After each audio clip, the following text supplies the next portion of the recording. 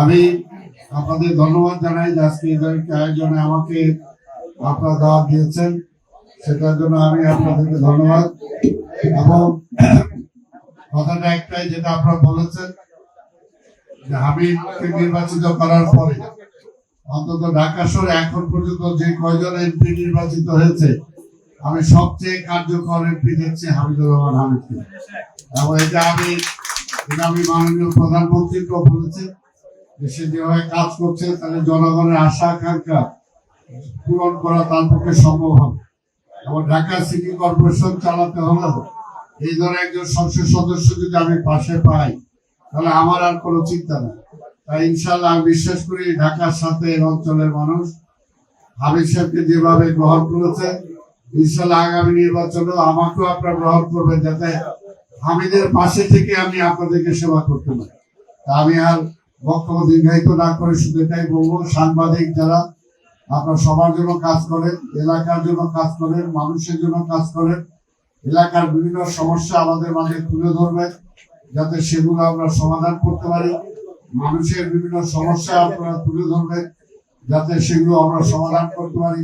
এবং আমরা চাই সমালোচনা, আমরা অবশ্যই চাই, কিন্তু সমালোচনা যাতে পজিটিভ হয়, নেগেটিভ না হয়। অর্থাৎ স্বাভাবিকভাবে এখানে হামিদুর রহমান হামিদ নির্বাচিত হয়েছে মাত্র কয়েকদিন, কিন্তু এই কয়েকদিনের মধ্যে যে তার সাফল্য, তার যে সফলতা, এটাও তো আপনাদেরকে প্রচার করতে হবে।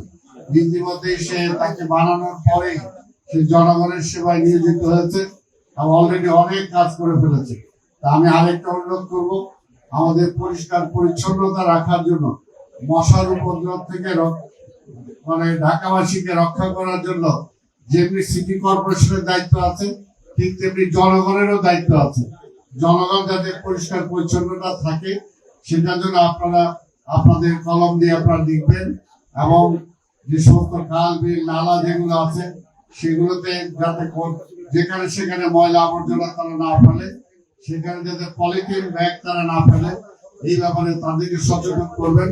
আরেকটা ব্যাপারে আমি আপনার সহযোগিতা চাই, সেটা হলো ঢাকা শহরের লাইটের ব্যাপারে, লাইট এবং পরিচ্ছন্নতার ব্যাপারে যে কোনো সময় আপনার অন্য কাউকে না পেলে আপনাদের এমপি হামিদ সাহেবকে জানাবেন।